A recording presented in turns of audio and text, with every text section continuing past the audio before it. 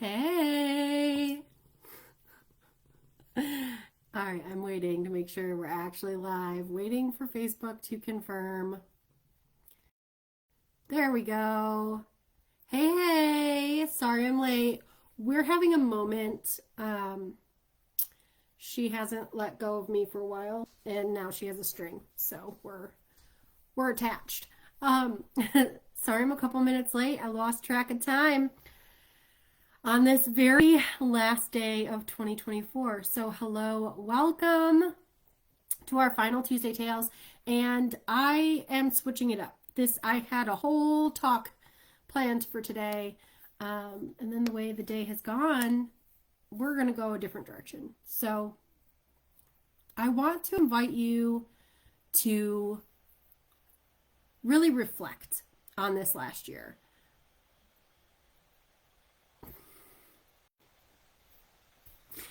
What has gone well? What has been a struggle? We are all so eager to just jump into 2025. And yes, I'm ready, okay? It's not about that. But if we look to the natural cycle of things, if we look to nature, we get to see that in nature, things die, they end, and then they continue, then they grow, and then they flourish. And when we are so quick, when we are so quick and eager to throw my cell phone on the floor, to jump into something new without acknowledging the growth that we have already seen, we strip ourselves of the ability to continue to compound that growth. Now, if you have read Outbursts to Peace, my little ebook, you will probably recall that we talked about the importance of celebrating wins and attracting more of the same. And it's all a mindset. I mean, mindset is life, guys. Where your mind is at is where your life is at. So where your energy goes, where your attention goes, your energy flows. And vice versa. Where you're putting your energy is what you're going to attract back to you. So when we look at nature, we see things like in the fall, the trees lose their leaves. And then in the spring, they flourish again. If they don't lose their leaves, they cannot survive. They cannot move on to thrive. And so before jumping headfirst into new year, new you, let's look back. Let's look back over the last year and say, who was I? Who was I? What challenges did I face? What successes did I have? How did I grow? And what does that mean about where I want to go in 2025? So, specifically, let's talk about our horses. Let's look at where each. I mean, you could do this for each individual horse, because we get so caught up in the day-to-day life that it's often easy to overlook our success and where things have gone well, which means that we might not stay the path. We might not continue to keep going. So, example, when we don't acknowledge that our horses have improved, whether that's behaviorally, maybe that's structurally. So, for example, I have a hard time saying just one name now. He gets his full name every time I talk about him. Cash Michael. It's always in that tone. Oh my gosh. That reminds me of the, there's like an Instagram reel or a TikTok where a mom is just like, her kid says mom, and she says, what? And she's like, I'm sorry, let me try that again. What? Yes. Cash Michael. You know how many times I say his full name? Because he's causing problems. They're usually cute and funny problems, though. Anyway, he came to me with a lot of body soreness. He came to me with a lot of very fixable problems. And we solved so many of his problems in such a short amount of time. It would have been, and it was, really easy to move forward into 2024 and say, oh, we haven't made it. We're not doing as well as I'd hoped. He's not making progress. it would have been really easy. The reason why I was able to pull myself out of that mindset is because I have skills and tools to be able to assess progress without being like, oh, I haven't stuck to it, right? So this would be like when we go on a diet and we aren't weighing ourselves and we aren't measuring ourselves and we didn't take before and after pictures. So often the changes when we're working on getting fit, whether that's changing your food or going to the gym or whatever, we don't always notice the changes, right? If there's like a saying out there, it's like 4 weeks or 6 weeks before you notice a change in yourself. Can you go that long without noticing a change to be positively reinforced to continue to keep going? When we don't use the tools that we have to assess, I mean, we're just going to be like, oh, there's no point. This is stupid. Even if we were, in fact, making progress, right? So with Cash, I had done a saddle tracing. It's probably late fall, October-ish of 2023. And because at that point I was like, I'm going to find a saddle, which I didn't do for a whole nother year. But I did a saddle tracing and I saw the difference. I saw the difference in what I had done, which was minimal, over just a couple of months in how his body had changed. Now, mind you, within 2 weeks of him coming to me, he was sound. He still had asymmetries and postural defects that weren't serving him. Okay? So we were still working on those things. So, come October, he's been with me at that point for 3-ish months, 4 months, but 3-4 months, about 4 months. I don't know, somewhere in there. And I could already see that, this is the shape that we have. This is what we're working with. We've already made so much improvement. He's doing so much more than he was before. Couple months after that. So when I did the next, I might even have it in here. Do I have it in here? I had it in here. I don't know where it is now. But I think I did the next tracing in February when I was really starting to think about saddle hunting again, because it's easy to get lost in December and January when we're in the midst of our Michigan winter. And at that point, I could clearly see that he was already more symmetrical. He was so, we went from being to it, okay, so this is my horrible, which way do my hands go? This is my horrible withers, okay? His withers don't look like this. He's more like round, but we're just going to use this for example. Okay, so this is pretty symmetrical-ish. But we went from this to this in just a couple months, and I wasn't doing a whole lot because it was winter. What that tells me is that we were making progress, even though I wasn't actively doing anything, right? And I wouldn't have been able to make that note without assessment tools. And I didn't have to do a whole lot of things. And so this is what I'm getting at, right? When we don't acknowledge how far we've come, we don't give ourselves the opportunity to acknowledge that it's not just about the things that we do. It's about who we're being while we're doing them. It's about the intention that we set.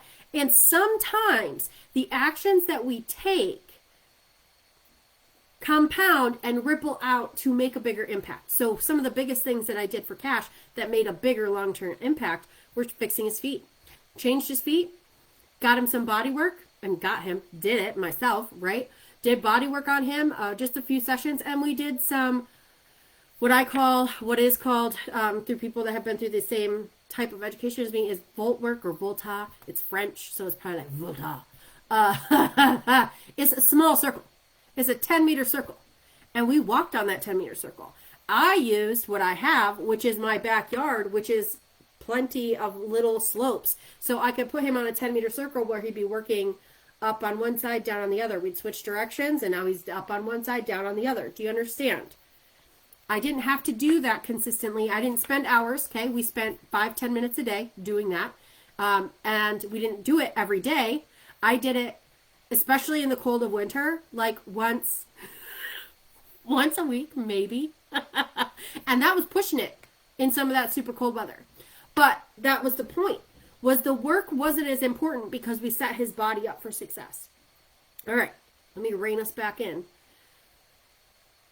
I would not have seen that if I didn't want to find it. I wouldn't have seen the results. I wouldn't have seen the success if I didn't want to find it. And what I mean by that is you have to intentionally stop and ask. You have to intentionally stop and ask yourself, what has gone well? What is going in the right direction? And then, only then, does it make sense to create a new set of goals moving forward. You can't decide who new you should be if you don't know who you are now, who old you was. Right? New year, new you doesn't mean shit if you don't know who you were and what about you you would like to change. The same goes for your horses. You have to know them intimately. You have to know how far they have come. When you know how far they've come, you also get an idea of what are they capable of? Where can they go? Knowing how little I had to do to produce such a large impact for Cash tells me how much more he is capable of. So, little secret into the inside intricacies of prehab, doing work with the horse to build them up to prevent injury, and rehab, obviously correcting issues that created injury. When a horse is consistently on an uphill improvement kind of trend, it's safe to say that's going to continue, right? What's the law of is it law of momentum? No, there's another word.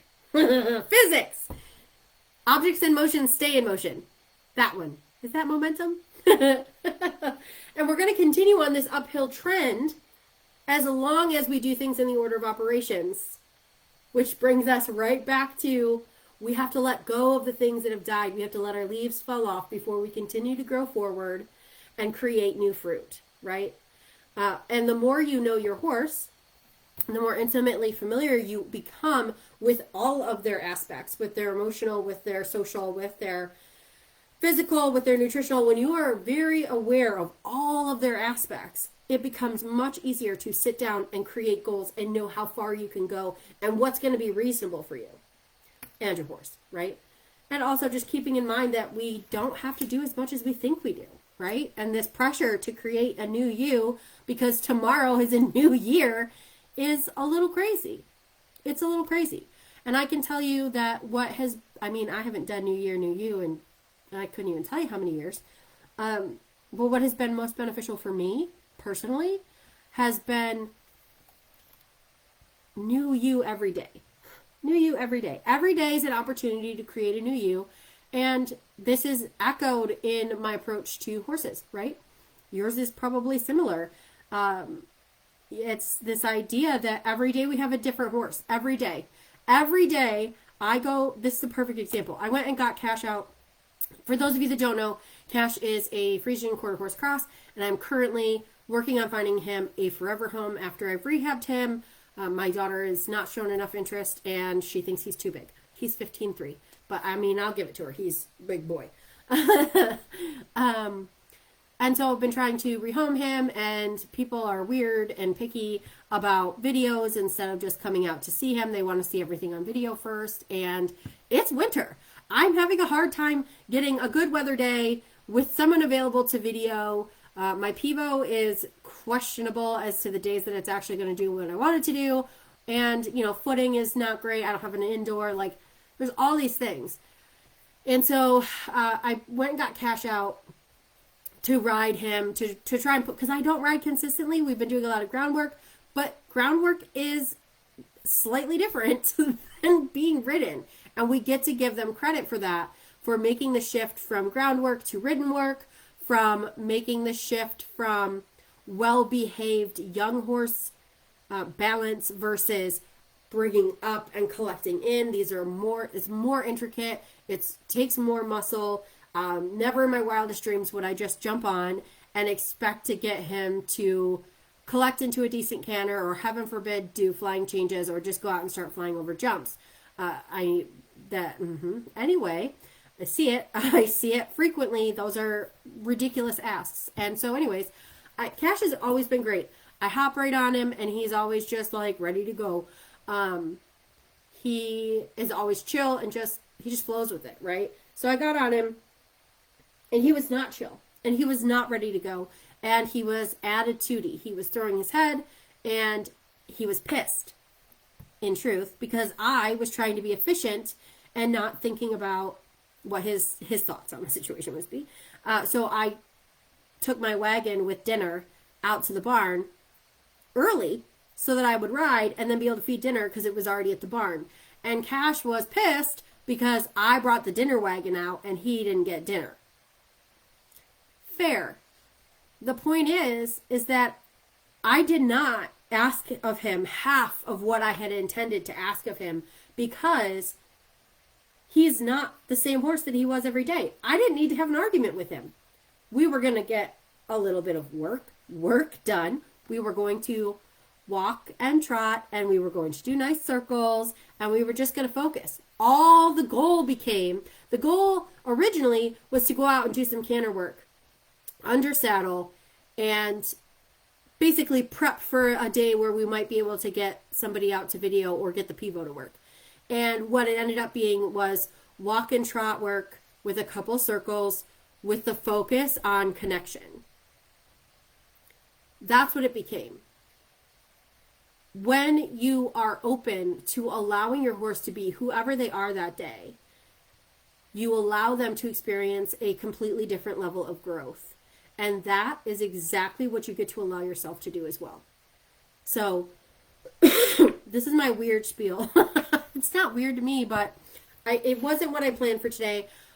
I just want to remind you all that you get to become a new person every day, whether this is December 31st to January 1st or some random day in July. Any Tuesday. Okay? Any Tuesday you can change. Any Wednesday you can change. You don't have to wait till Monday. You can change in the middle of a Saturday afternoon. It's not dependent on a date. And the best thing that we can do to create change in our lives is to acknowledge how far we've come. When we look back and see how far we've come, we get a whole nother respect and perspective on who we are today.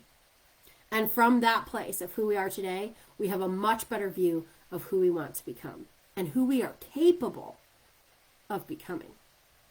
So, on that note, I'm going to wrap it up. I will go ahead and drop a link in the comments to my ebook, The Adventures from Outbursts to Peace. Again, in there we do talk about celebrating wins and emotional regulation, which has kind of been a hot topic. At least in Equine Alchemy it has been. So, you guys, thank you so much. Thank you so much for being here. Thank you so much for being a part of my world, for being in this group. You are deeply appreciated. I wish nothing but the best for you in 2025, for you and your horse. And also remember that at any time you can jump in here and you can post pictures of your horses and I will mark them up for free and help you find what is actually going on so that you can start to see a change. I like to give you guys the opportunity to create results with your horses. You are the best possible person to heal your horse, and I'm here to help you and guide you on that journey if you so choose. And final reminder, because I just remembered, don't forget. In this group on Fridays, I have started posting magical moments. You get to share your wins in those posts. I highly recommend you do that to tap into that energy of where you've been and how far you've come and what's possible for you. So happy Tuesday. Happy New Year. I will see you next Tuesday I will see you on Sunday. Intuitive healing session on Sunday. I think it's at 3 p.m. Check the event section. All right, you guys. Have a great day, and I will chat with you later.